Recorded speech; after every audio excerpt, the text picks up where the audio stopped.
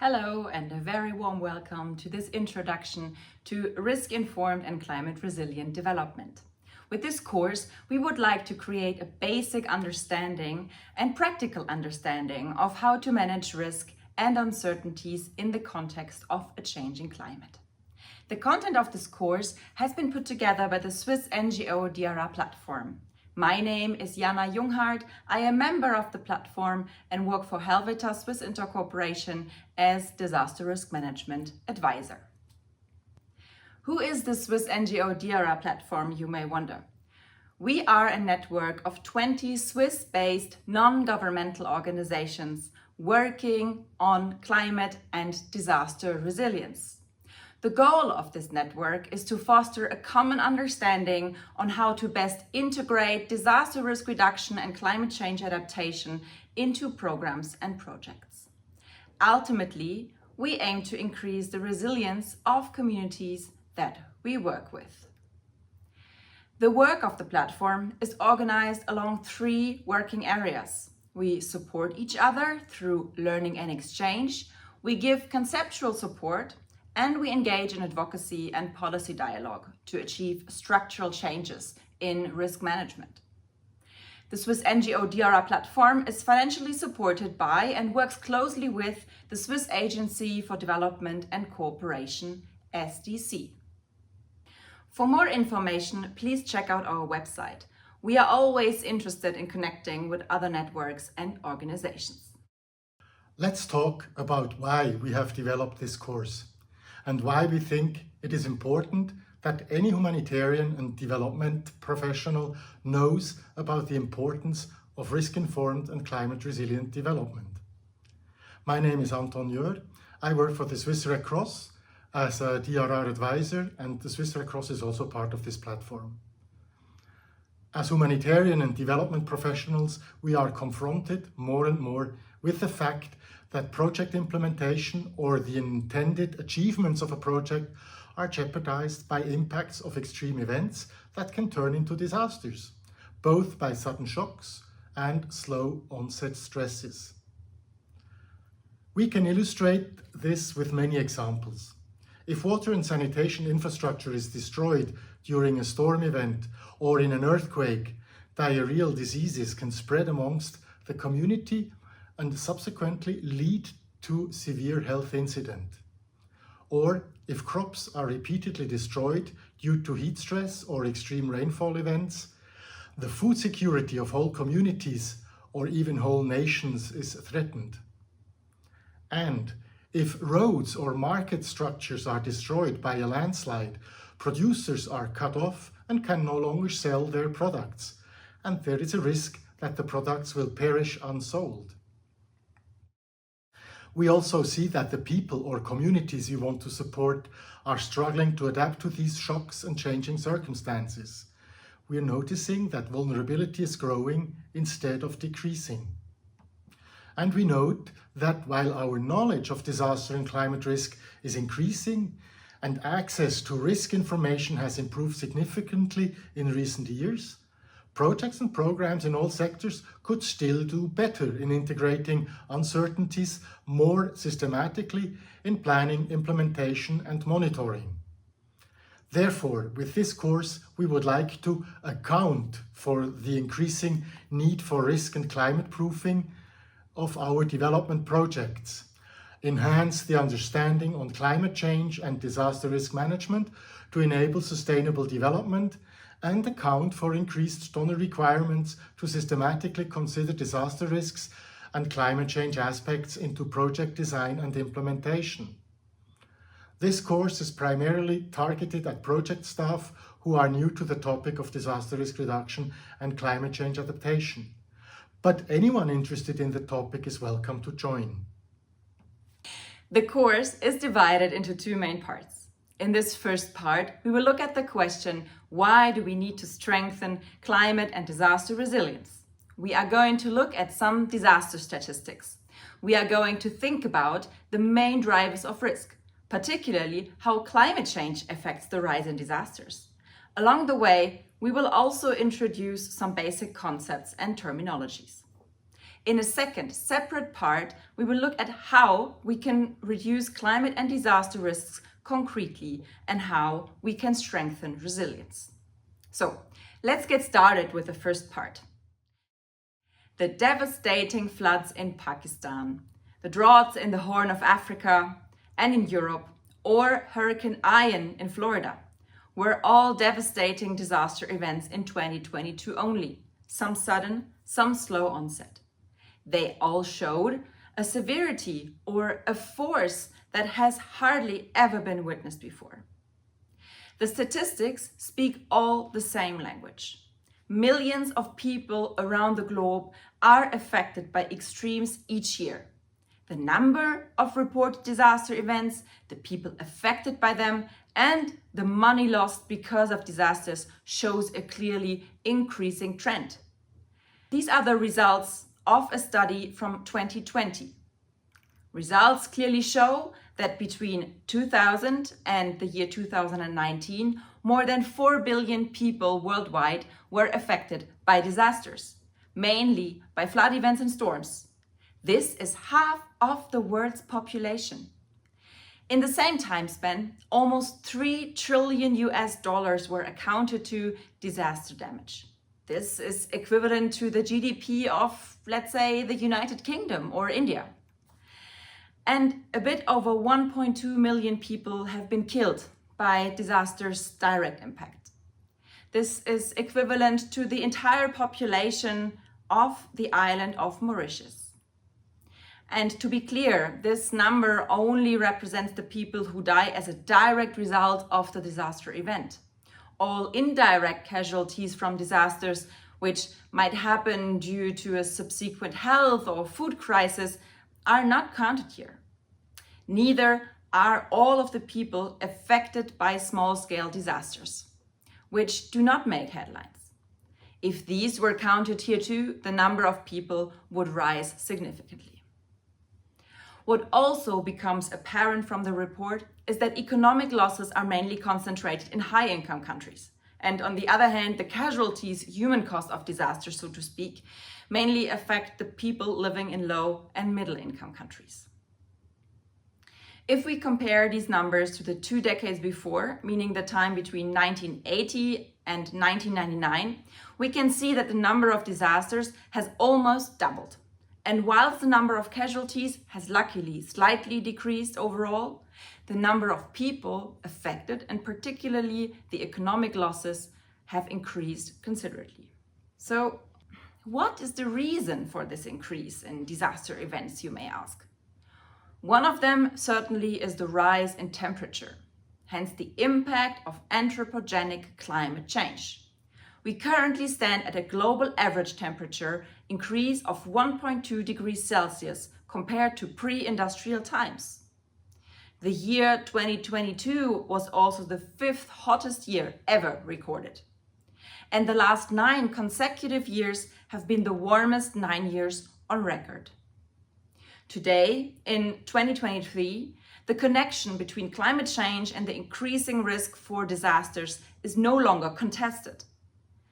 And a decade ago, in 2012, the IPCC, which is the Intergovernmental Panel on Climate Change, in their special report on managing risk for extreme events, gave scientific evidence that a changing climate leads to changes in the frequency, intensity, spatial extent, duration, and timing of extreme weather and climate events, and can result in unprecedented extreme weather and climate events. So this we know for quite some time now. And this statement becomes more evident when depicting the types of disasters that occurred over the past 40 years. Whilst geophysical events, earthquakes or volcanic activities, represented by the purple bar in the graphic, are relatively stable, the increase in weather-related events such as floods, storms, or extreme temperatures, represented by the blue, green, and red graphs, are clearly on the rise. Over the past 20 years, weather-related events have accounted to 90% of all major disasters. This is a good moment to get familiar with some basic definitions For example, the distinction between weather and climate and the meaning of climate change. The difference between weather and climate is a measure of time. Weather describes short-term natural events, such as fog, rain, snow, blizzards, wind, or thunderstorms, in a specific place and time. Climate, on the other hand, characterizes the average weather conditions for a particular location over a much longer period of time, usually for a 30-year time frame. Climate change refers to long-term shifts in temperatures and weather patterns. These shifts may be natural, such as through variations in the solar cycle. But since the 1800s, human activities have been the main driver of climate change, primarily due to burning fossil fuels like coal, oil, and gas. Back to the 2012 IPCC Special Report on managing risk for extreme events. Besides giving very clear scientific evidence on how climate change influences disaster risks, it was also an attempt of bringing together two historically distinct communities. On one hand, those working on climate change and its impacts, and on the other hand, those working on disaster risk reduction and management. The report uses the basic disaster risk reduction concept of interconnectedness of the four factors: risk, hazard, exposure, and vulnerability. This conceptualization of disaster risk has long been used by the DRR community, but was less known amongst those working on climate change. Let us take a moment and look at these key definitions, which together make up the disaster risk formula. Disaster risk is defined as the potential loss of life, injury, or destroyed or damaged assets, which could occur to a community, society, or a system in a specific period of time. A hazard is defined as a process, phenomenon, or human activity that may cause the loss of life, injury, or other health impacts, property damage, social and economic disruption, or environmental degradation.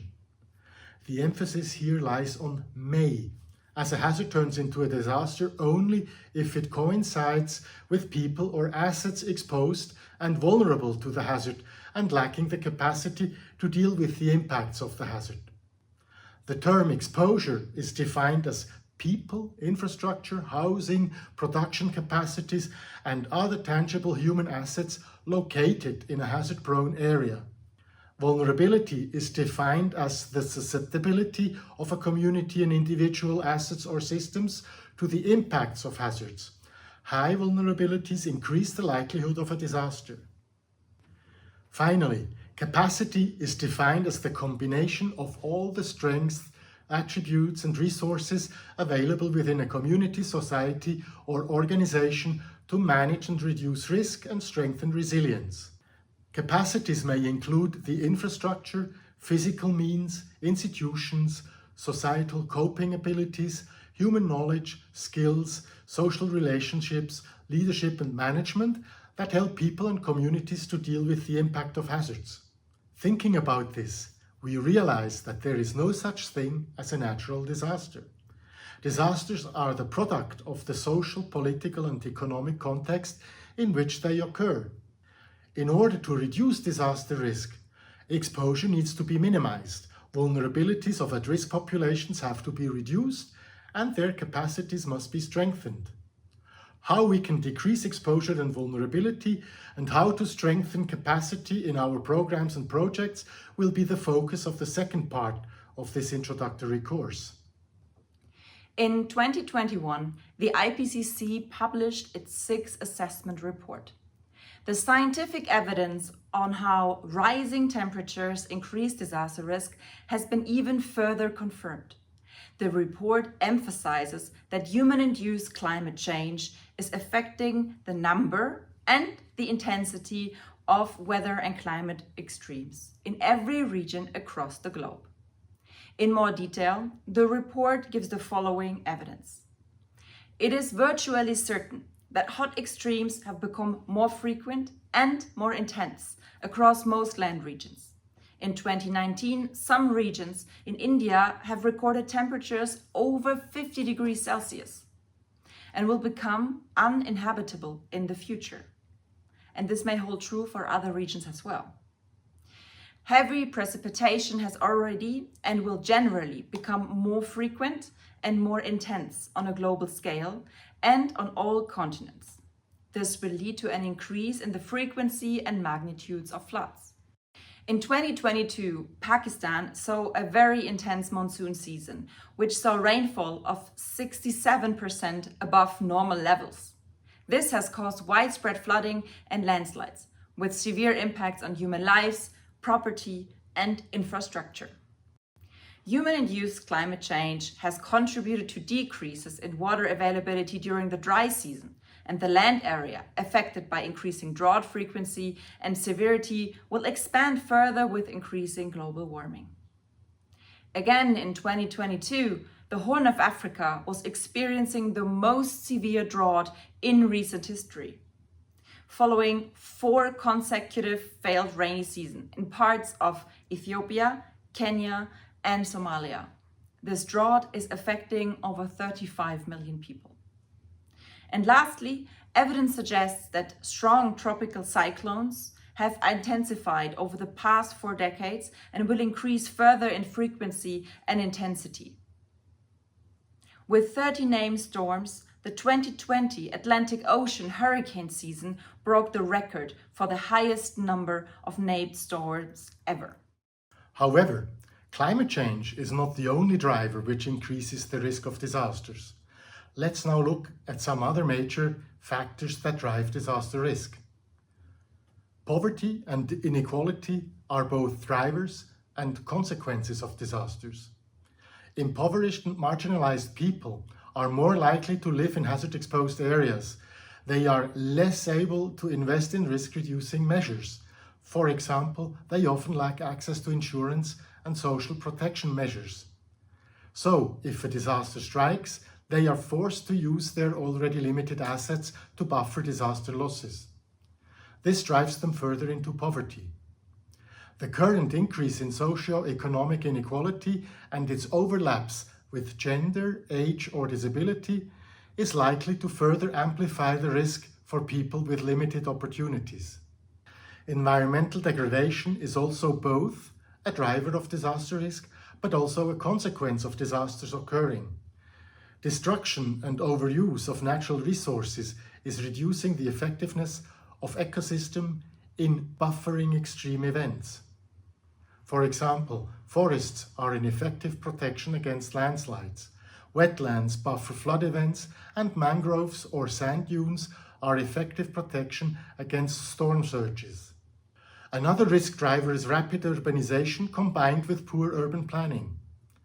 General population growth and an increasing pull factor of people being drawn to urban centers in search for better income opportunities are leading to fast-growing cities. This means that people, but also economic assets, accumulate in cities. When urbanization is rapid, poorly planned, and takes place in a context of widespread poverty and inequality, it leads to an increase of disaster risk in urban centers. And it is again the poor and marginalized who live in areas of higher exposure. And finally, weak governance reinforces all the aforementioned risk drivers. Disaster risk governance refers to the specific arrangements that societies put in place to manage their disaster risk. To ensure effective disaster risk reduction and management, we need strong coordination across different sectors and increased disaster response capacity at the local level. An example of disaster risk governance is the adoption and strict enforcement of a seismic building code in an earthquake-prone area. Ideally, this is accompanied by appropriate preparedness measures, which are locally adapted and known by the community, so they can take appropriate measures to protect themselves in case of an event.